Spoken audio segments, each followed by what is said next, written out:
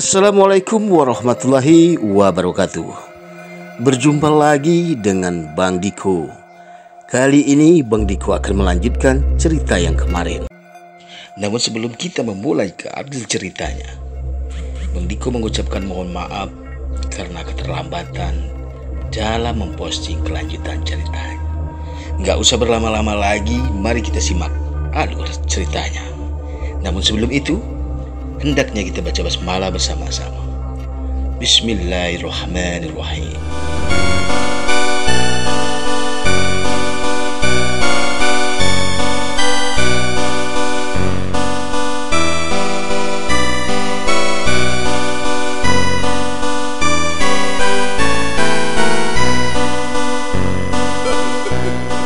Papa, ujar Rehan sembari menatap ke arah Luna. Ia seolah tak percaya, tak kala mengetahui bahwa yang bertanda tangan di kertas itu adalah ayahnya. Iya, tapi kita tidak tahu itu perjanjian kerjasama soal apa. Karena tidak dijelaskan secara rinci di dalam kertas itu. Jelas Luna. Kita harus bertanya sama Papa tentang surat perjanjian ini, usul Rehan. Luna dan Rehan kemudian mencari keberadaan ayahnya. Mereka ingin meminta penjelasan perihal surat perjanjian kerja itu. Mama melihat Papa enggak? Tanya Rehan pada Centika. Tadi Papa bilang mau ke danau, jawab Centika. Papa ngapain? Pagi-pagi begini sudah berada di sana, potong Luna. Mencari referensi untuk menulis barangkali. Kalian kan tahu kalau di sana udaranya sejuk, pemandangannya juga bagus, jelas Centika. Setelah mendengar penuturan ibunya, Rehan dan Luna segera meluncur ke danau. Lokasinya yang tak terlalu jauh dari rumah membuat mereka tidak banyak memakan waktu untuk sampai ke sana. Papa? Rehan geram, tak kala melihat ayahnya sedang berpelukan dengan seorang wanita. Luna terkejut mendengar nada bicara Rehan yang terbilang tidak sopan terhadap orang tua. Rey, hati-hati kalau bicara. Dia orang tua kita.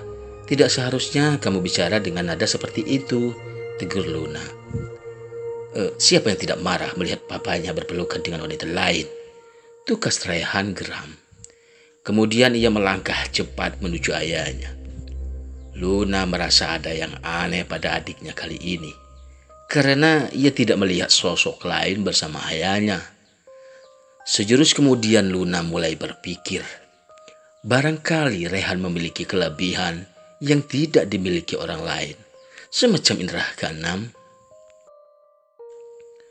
Tunggu Rey, seburuk-buruknya orang tua, kita harus tetap menjaga kesopanan, ujar Luna menghentikan langkah Rehan. Kakak, jangan halangi Rey. Papa sudah keterlaluan.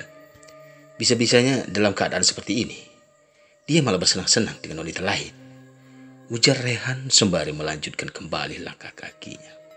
Namun Luna mencegah. Sepertinya ada sesuatu yang ingin ia utarakan. Rey, dengarkan kakak. Tidak ada orang selain Papa di sana, tegas Luna. Rehan menghentikan langkah. Kemudian mulai sadar, ternyata benar, tidak ada orang lain bersama papanya. Lagi-lagi hanya dirinya saja yang dapat melihat perempuan berpakaian lengkap adat Jawa itu. Siapa wanita ini? Kenapa Rehan selalu melihat sosok ini bersama ayahnya? Sungguh, memikirkan semua itu membuatnya merasa aneh. Kakak telah membaca bagian terakhir buku itu, sambung Luna. Rehan mengesampingkan sosok perempuan bersama ayahnya. Ia kemudian mulai tertarik mendengarkan cerita Luna tentang kelanjutan kisah di dalam buku itu. Apa yang dituliskan di dalam buku itu, Kak? Tanya Rehan penasaran. Di dalam buku itu dituliskan bahwa setelah kejadian tragis yang dialaminya, Mbok Roro mencoba membangkitkan kembali Arumi. Ia pergi ke danau ini. Lalu, apa yang terjadi setelah itu?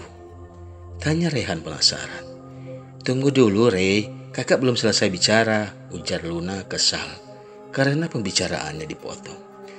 Maaf. Kakak boleh melanjutkan kembali ceritanya. Langsung ke pokok terpentingnya saja, ujar Rehan. Sepertinya ia sudah tidak sabar ingin segera mengetahui semua kisah di dalam buku itu. Setelah kakak telusuri lebih jauh, ada kejanggalan tentang kisah tersebut, ujar Luna. Maksud kakak? Tanya Rehan. Kita berpikir secara logika saja. Jika memang jasad Herman, suaminya Mbok Roro, tewas dengan cara dibakar di dalam kabin, tentunya tidak mungkin hanya beberapa tiang saja yang terbakar. Dan itu pun menurut kakak hangusnya tidak seberapa. Bisa jadi semua ruangan atau rumah sekalipun bisa habis terbakar karena api berasal dari bawah. Dan semua bahan rumah terbuat dari kayu. Kakak yakin Mbak Roro tidak akan sanggup memadamkannya, apalagi dalam kondisi sedang terluka parah. Sepertinya analisa Luna tentang kasus Mbok Roro cukup bisa diterima oleh akal sehat.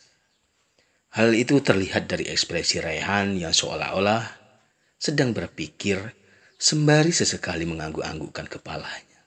Itu poin pertama, sambung Luna. Apakah ada analisa lain yang menguatkan dugaan kakak? Tanya Rehan. Yang kedua, ini sangat-sangat tidak masuk akal. Bagaimana mungkin Arumi yang telah meninggal dunia bisa menulis buku, sedangkan dugaan terkuat kita pemilik buku tersebut adalah dirinya. Aneh bukan? Seperti tersambar petir di siang hari, tak kalah mendengar analisa Luna yang sangat rasional itu. Jadi siapa yang menulis kisah di dalam buku itu? Apa mungkin Mbok Roro hanya dikambing hitamkan saja? Ujar Rehan dengan ekspresi wajah yang penuh kebingungan. Entahlah, yang jelas kakak meragukan kebenaran kisah di dalam buku itu. Untuk saat ini masih terlalu dini jika kita berspekulasi tanpa adanya bukti yang kuat, pungkas Luna. Namun ternyata tanpa disadari, sepasang bola mata sedang mengawasi dari dalam semak belukar. Akhirnya, kalian mulai masuk ke dalam perangkapku. Tidak lama lagi, kalian akan saling membunuh satu sama lain. Batin sesosok yang sedang mengawasi ini. Sebaiknya kita fokus dulu tentang perjanjian kerjasama itu. Karena ini ada sangkut pautnya dengan Papa. Rehan takut ada keterlibatan Papa di balik kejadian yang kita alami beberapa hari terakhir ini. Ujar Rehan penuh keyakinan. Semoga kecurigaan kita tentang keterlibatan Papa tidak benar, pungkas Luna. Semoga saja, jawab Rehan singkat. Luna dan Rehan kemudian menghampiri ayahnya yang sedang duduk santai di pinggir danau, ditemani secangkir kopi sembari memainkan laptop. Luna, Rehan, ternyata kalian suka juga dengan keindahan danau ini, ujar Perdi tak kalah mengetahui kehadiran kedua anaknya.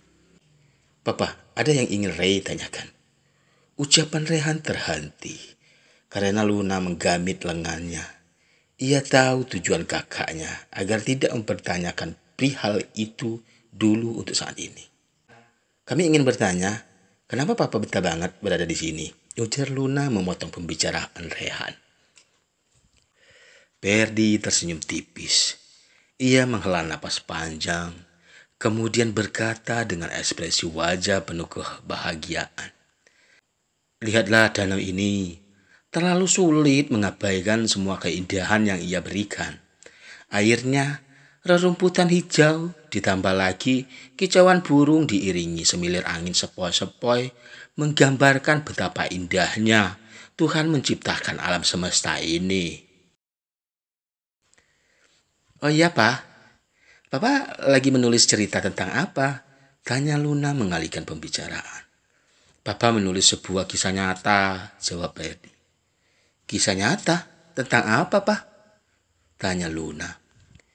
Kisah seorang gadis yang harus mendekam di dalam penjara karena difitnah membunuh majikannya sendiri.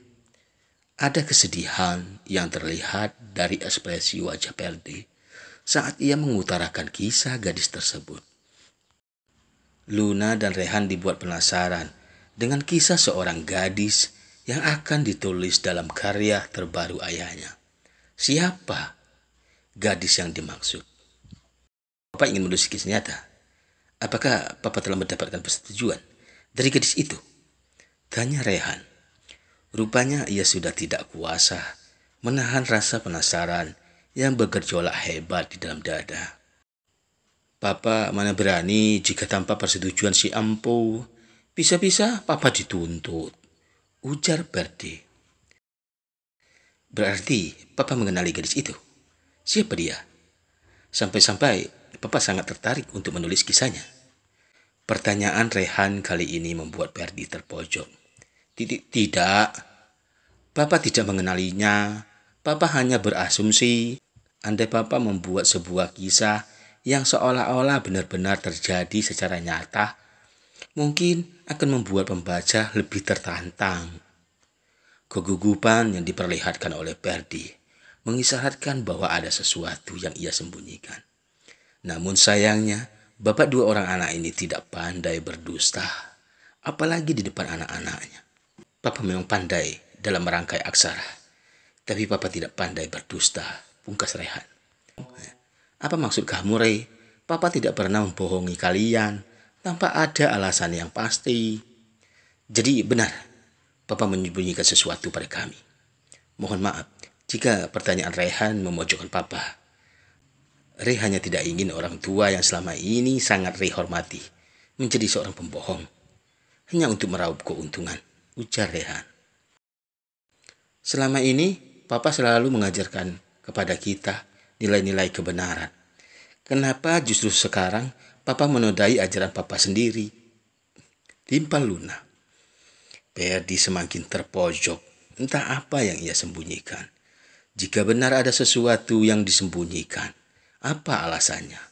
Mengapa dia seolah tidak mempunyai keberanian untuk berlaku jujur terhadap keluarganya? Rehan, Luna, ayo ajak Papa sarapan dulu, ujar Cantika yang tiba-tiba muncul. Kehadirannya membuat suasana yang tadinya tegang seketika mencair kembali. Papa akan mengatakan yang sebenarnya pada kalian. Tapi Papa mohon, jangan buat mama kalian terluka, ujar Perdi pada Luna dan Rehan dengan nada yang sedikit berbisik. Cantika merasa aneh melihat gelagat suami dan anak-anaknya yang tiba-tiba berubah menjadi lebih pendiam. Suasana di meja makan pun seketika berubah menjadi dingin. Apalagi Rehan.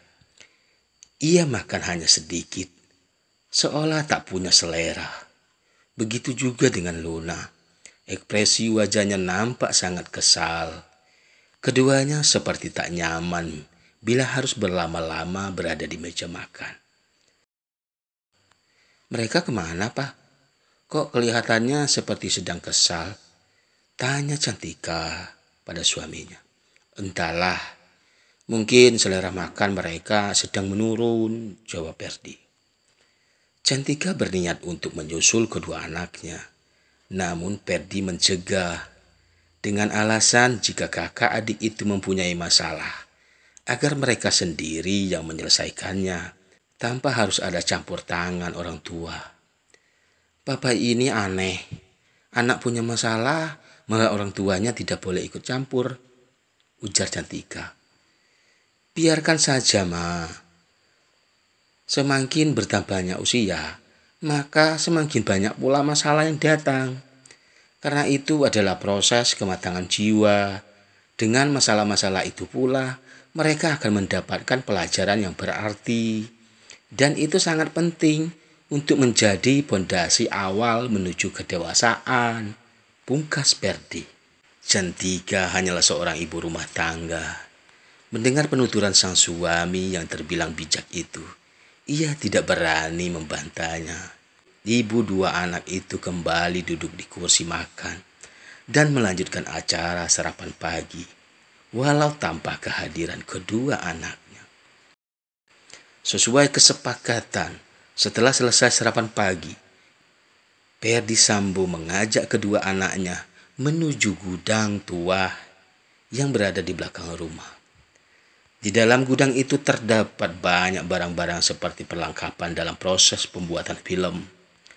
Rehan dan Luna nampak kebingungan atas penampakan peralatan kuno ini. Dalam hati bertanya-tanya, untuk apa ayahnya memperlihatkan semua itu kepada mereka? Ini semacam peralatan yang dipakai dalam pembuatan film, ujar Luna. Iya, saat Papa menemukan sebuah kaset DVD di dalam kabin, Papa berpikir ini adalah sebuah karya perfilman. Karena jika benar keluarga di dalam video ini mengalami kejadian seperti itu, mana mungkin ia bisa mengabadikan semua adegan, ucap Perdi sembari menunjukkan sebuah kaset DVD player pada Luna dan Rehan. Tapi sayangnya Papa hanya menemukan disk 2-nya saja, sehingga Papa tidak bisa mengetahui nama keluarga di dalam video itu, sambungnya lagi. Luna dan Rehan saling bertatapan, karena disk satunya ada pada mereka. Namun kakak adik itu belum sempat menontonnya. Tunggu, Pak. Kami juga menemukan sebuah kaset DVD yang hampir mirip. Di sana juga dituliskan disk 1, ucap Luna. Perdi menyuruh Luna mengambil kaset tersebut. Barangkali itu adalah disk 1 dari disk 2 yang ia pegang. Luna segera menuju rumah, kemudian ke kamarnya dan mengambil laptop beserta kaset yang dimaksud.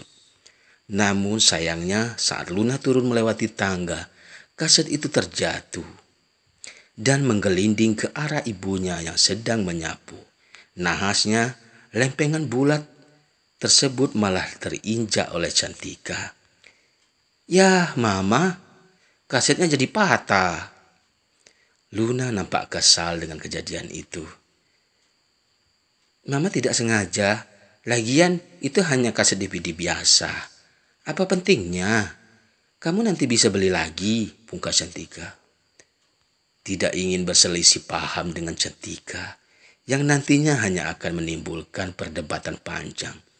Luna mengabaikan hal tersebut, lalu kemudian berlalu membawa serta kepingan kaset DVD yang telah patah itu. Ia menceritakan perihal yang baru saja terjadi kepada Rehan dan ayahnya. Perdi menghela napas panjang mendengar kejadian yang diceritakan oleh Luna. Kemudian ia berkata dengan nada terbilang berat, apa boleh buat? Semua sudah terjadi. Papa yakin akan ada cara lain untuk mengetahui kebenaran tentang masalah ini. Rehan prihatin mendengar kabar tersebut. Kemudian ia menghampiri Luna dan berkata, Kakak, kita masih ada buku itu kan? Barangkali ada petunjuk lain di sana. Luna segera mengeluarkan buku tersebut dari dalam tas yang ia bawa, lalu memberikannya pada Perdi. Ini hanya ringkasan naskah dari skenario ceritanya. Bukan ini persoalan kita sekarang, ujar Perdi setelah membaca buku tersebut. Tapi di dalam buku tersebut disebutkan nama Mbak Roro. Bisa jadi sedikit banyak ia mengetahui tentang kejadian di dalam video itu. Katakanlah itu hanya sebuah film fiksi. Tapi kenapalah nama tokoh harus sama? Diksinya terlalu kebetulan, pungkas Rehan. Perdi terdiam mendengar pengamatan yang terbilang masuk akal dari Rehan. Kamu memang benar. Ini terlalu kebetulan. Kita harus mencari informasi tentang Mbak Roro untuk mempertanyakan semua ini, usul Perdi. Tapi di mana Mbak Roro? Beberapa hari ini saya tidak pernah melihatnya, ujar Luna. Sejurus kemudian, semuanya baru menyadari bahwa beberapa hari terakhir mereka tidak pernah lagi melihat keberadaan perempuan itu. Kalau begitu, berhubung Mbak Roro belum kita ketahui keberadaannya, ada hal yang harus Papa jelaskan. Perihal ini tidak kalah pentingnya. Rehan kemudian mengeluarkan sebuah amplop berwarna putih yang ditemukan Luna di depan kamar ayahnya beberapa hari lalu. Amplop tersebut berisi selembaran kertas yang diduga adalah perjanjian kerjasama antara ayahnya dan seseorang bernama Lilis. Perdi terkejut melihat sebuah amplop yang sangat familiar disodorkan Rehan kepadanya. Ia mengakui tentang surat perjanjian kerjasama itu. Memang benar ada kerjasama antara dirinya dan Lilis. Menurut pernyataan Perdi, sekarang Lilis dipenjara. Pihak aparat penegak hukum menemukan cairan beracun yang tercampur di dalam makanan. Dugaan kuat Tuan Panburen dan istrinya meninggal dunia dengan cara diracun. Kemungkinan dalam keadaan sekarat barulah dibunuh. Tidak adanya bukti yang menguatkan bahwa Lilis tidak terlibat dalam tragedi sadis itu. Dugaan kuat ialah pelakunya. Maka dari itu pihak kepolisian menetapkan Lilis sebagai tersangka. Perempuan itu harus menerima penebusan dosa di balik jeruji besi selama 15 tahun. Karena merasa kasihan, Perdi berniat membantu Lilis dengan cara menulis kisah yang sebenarnya dalam bentuk buku cetak. Ia berharap cara ini akan membuat semua orang atau bahkan seluruh dunia bisa tahu tentang ketidakadilan yang dialami oleh perempuan bernama Lilis ini. Dari sana, Luna dan Rehan mulai tahu Lilis yang diceritakan pergi ke kota mencari keberadaan ayahnya hanyalah cerita rekayasa saja. Bukan tanpa alasan, jika Pak Roy sampai tahu bahwa anaknya mendekam di dalam penjara, jelas ia akan terbebani dan sangat terpukul. Keputusan Perdi untuk membantu Lilis adalah tindakan yang sangat mulia. Tidak sepatutnya Luna dan Rehan menaruh curiga yang berlebihan terhadap ayahnya. Kakak adik itu akhirnya meminta maaf kepada sang ayah karena telah berburuk sangka sebelum mengetahui masalah yang sebenarnya. Baiklah, dalam kasus Lilis kami akan mendukung Papa. Kita akan mencari kebenarannya bersama-sama, ujar Rehan memberi dukungan. Namun saat ketiganya mulai menemukan kesepakatan, tiba-tiba angin bertiup sangat kencang, sehingga embusannya mengakibatkan beberapa barang ringan di dalam gudang berserakan. Karena kondisi gudang yang sudah cukup berumur, terlalu bahaya bila tetap berada di dalamnya. Mereka akhirnya bergegas keluar untuk menghindar dari bahaya. Dan anehnya, di luar justru tampak biasa-biasa saja. Tidak ada angin kencang seperti yang terjadi di dalam gudang. Aneh. Kok bisa angin itu hanya berada di dalam gudang saja? Gumam Rehan. Rupanya di sisi lain tampak sepengetahuan mereka, Cantika yang berada di dalam rumah seorang diri mendapatkan bisikan gaib yang entah dari mana datangnya. Suara itu mengatakan bahwa Perdi Sambo suaminya sedang menjalin kasih dengan perempuan cantik penghuni danau. Jika tidak ingin kehilangan anak dan suaminya, maka ia harus menumbalkan diri dengan cara terjun ke dalam danau. Semenjak mendapatkan bisikan itu, Cantika cenderung berubah menjadi lebih murung dan pendiam. Sepertinya bisikan gaib tersebut berhasil menguasai jiwanya. Ia pun menjadi bimbang dalam menentukan sikap. Keputusan apa yang harus ia ambil? Karena suami dan anak adalah harta paling berharga. Memikirkan semua itu membuat Cantika dirundung dilema. Hari itu, Cantika lalui begitu berat. Makan tak kenyang, tidur pun tak lelap. Sampai-sampai setiap kali ingin mengistirahatkan badan pada malam hari, bisikan gaib tersebut acap kali menjelma menghantuinya. Malam semakin larut, rasa kantuk tak jua kunjung tiba. Cantika benar-benar dibuat tak berdaya. hingga terlintas di pikirannya untuk menyudahi semuanya dengan cara menumbalkan diri, ketimbang harus mengakhiri hidup anak dan suaminya. Biarlah saya berkorban demi kebahagiaan orang-orang yang sangat dicintai, batin Cantika. Cantika benar-benar sudah dikuasai oleh bisikan gaib itu. Ia bahkan tidak harus mencari kebenarannya terlebih dahulu sebelum benar-benar mengambil keputusan. 3 hari kemudian, tepat pada waktu dini hari, saat Cantika dan keluarga sedang tertidur pulas, suara itu datang lagi. Dalam keadaan yang masih mengantuk antara sadar dan tidak sadar, ia menuruti semua perkataan bisikan gaib itu. Cantika mulai keluar kamar, menuruni tangga, lalu kemudian keluar rumah dan menuju danau. Walau dalam keadaan mata terpejam selayaknya orang sedang tidur, Cantika nyatanya mampu menuju danau tanpa hambatan. Di sepanjang perjalanan pula, bisikan itu tidak henti-hentinya memanggil nama Cantika, seolah menjadi pedoman sebagai navigator selayaknya para pendaki gunung. Malam itu, baik Luna ataupun Rehan tengah tidur pulas. Begitu juga dengan Perdi. Ia bahkan tidak mengetahui bahwa Cantika sudah tidak ada lagi di sampingnya.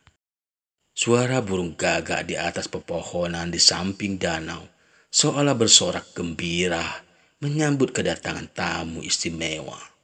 Namun saat perlahan Cantika mulai menceburkan diri ke dalam danau, perlahan pengaruh bisikan gaib itu mulai memudar. Rasa dingin akibat tubuh yang terendam air membuatnya terjaga dari tidur dan sadar seutuhnya. Cantika terkejut bukan main, tak kala mengetahui bahwa separuh tubuhnya telah berada di dalam danau. "Apa yang telah terjadi denganku?" ujar Cantika di dalam kesorangan. Saat sedang memikirkan keanehan yang terjadi pada dirinya, tiba-tiba terdengar suara gamelan yang diiringi tembang Jawa. "Lingsing wengi, sliramu tumeng kisirno, ojo tangi ngon mungguling, awas jongo toro, aku lagi bang wingso, aku lagi bang wingo wingo, jin setan kang tak utusi, dat yo seberang, wojolel layu sebet." Yang artinya, menjelang malam, dirimu akan lenyap. Jangan bangun dari tempat tidur. Awas, jangan menampakkan diri. Aku sedang dalam kemarahan besar. Jin dan setan, kuperintahkan menjadi perantara untuk mencabut nyawamu. Begitulah arti tembang Jawa itu. Mendengar tembang Jawa itu membuat bulu kuduk Cantika merinding. Bahkan pori-pori di sekujur tubuhnya meremang. Rasa takut yang teramat sangat kini datang menyergap. Buru-buru ia beranjak dari dalam air, namun anehnya kaki terasa berat.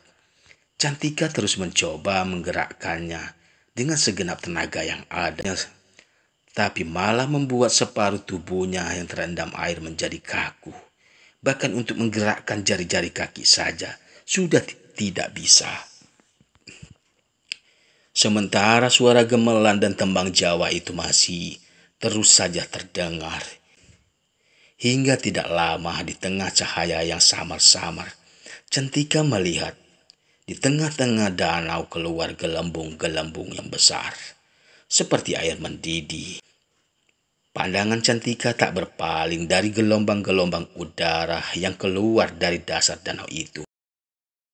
Sejurus kemudian, di tengah gelombang-gelombang itu muncul sesosok perempuan berpakaian lengkap adat Jawa yang berwarna kuning keemasan, selayaknya seorang putri raja. Namun sosok yang keluar dari dalam air ini memiliki wajah yang sangat menakutkan. Di kepalanya hanya ditumbuhi rambut yang jarang-jarang.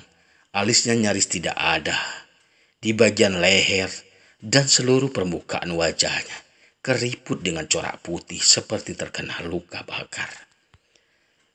Aku tidak akan mengganggu dan mengambil suami dan anak-anakmu jika kamu bersedia menjadi santapanku.